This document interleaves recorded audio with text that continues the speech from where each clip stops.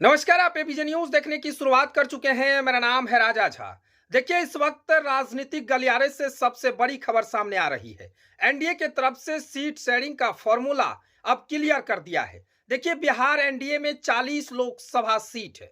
बिहार की अगर बात करें तो इस 40 लोकसभा सीट को लेकर जिस दिन चुनाव आयोग ने अगर कहें तो चुनाव का ऐलान किया था, उसके बाद से तमाम लोग कयास लगा रहे थे कि कब से एनडीए और महागठबंधन में सीट शेयरिंग का मामला क्लियर होगा। इसी को देखते हुए आज एनडीए ने सीट शेयरिंग की मामला को क्लियर कर दिया है। बीजेपी कुल 17 लोकसभा सीट पर चुनाव लड़ेगी, जेडीयू 5 लोकसभा सीट पर चुनाव लड़ेंगे, तो एलजेपीआर यानी लोजपा रामविलास के राष्ट्रीय अध्यक्ष चिराग पासवान 5 सीटों पर चुनाव लड़ेंगे। इधर जीतन राम मांझी की बात करें तो उन्हें एक सीट दिया गया है। उपेंद्र कुशवाहा की पार्टी को अगर बात करें तो उन्हें भी एक सीट दिया गया है। देखिए, पशुपति पारसनाथ को इस वक्त बीजेपी ने बाहर का रास्ता दिखा दिया है।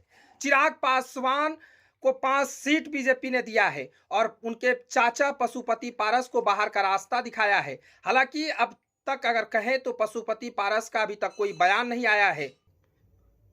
तो साफ तौर से कहे, पशुपति पारस को बीजेपी ने बाहर का रास्ता दिखा दिया है। इधर अगर बीजेपी की बात करें तो कुल 17 लोकसभा सीट से बीजेपी इस बार 2024 में किस्मत आजमाएगी। उधर जेडीयू की बात करें तो जेडीयू कुल 16 सीटों पर लोकसभा चुनाव लड़ेगी।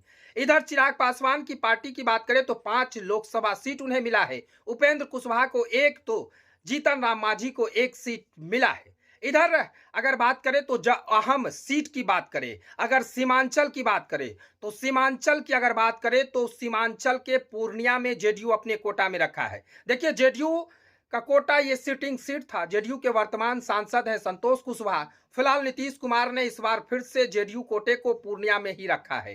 अररिया की बात करें तो अररिया में बीजेपी के सांसद हैं। बीजेपी को ही अररिया कोटा दिया गया है। तमाम जिले की हम बारीकी से आपको बताएंगे, लेकिन इस वक्त जो सबसे बड़ी खबर दिल्ली से सामने निकल कर आ रही है, जिस तरह से 17 सीटों पर बीजेपी चुनाव लड़ेगी, 16 सीट पर जेडीयू चुनाव लड़ेगी, तो 5 सीट पर लोक जनशक्ति पार्टी रामविलास की पार्टी, तो वहीं जीतन राम मांझी की पार्टी हम एक सीट पर, तो उपेंद्र कुशवाहा की पार्टी भी एक सीट पर चुनाव लड़ने का ऐलान कर दिया है। देखिए, अब कई तरह के कयास लगाए जा रहे हैं।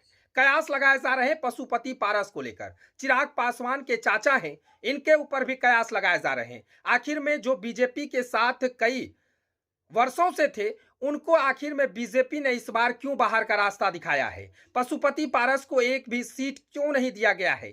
तमाम तरह की अटकलें अब लोगों के जहन में आ रही है। सभी कुछ आपको बताएंगे। पशुपति पारस के तरफ से कोई बयान नहीं आया है, लेकिन आपको याद है ना कि पटना में पशुपति पारस ने साफ तौर से कहा था, हम पहले सीट शेयरिंग का ऐलान की सुनना चाह रहे हैं कि कब बीजेपी के तरफ से सीट शेयरिंग का मुद्दा क्लियर हो जाएगा, उसके बाद फिर हम अपना आगे कोई कदम उठाएंगे। यानी आज साफ हो गया। देखना बड़ा दिलचस्प होगा कि पशुपति पारस अब क्या रुख अपनाएंगे, या फिर महागठबंधन में जाएंगे, या फिर अपनी पार्टी से खुद 40 लोकसभा सीट पर चुनाव लड़ेगी। ये तो वक्त का समय बताएगा। लेकिन सबसे बड़ी बात है कि पशुपति पारस को एनडीए ने बाहर का रास्ता दिखा दिया है। चिराग पासवान को 5 सीट देकर पशुपति पारस को बीजेपी ने कई बातें बता दी है। यानी साफ कहें तो बीजेपी ने इस वक्त पशुपति पारस को औकात बता दिया है।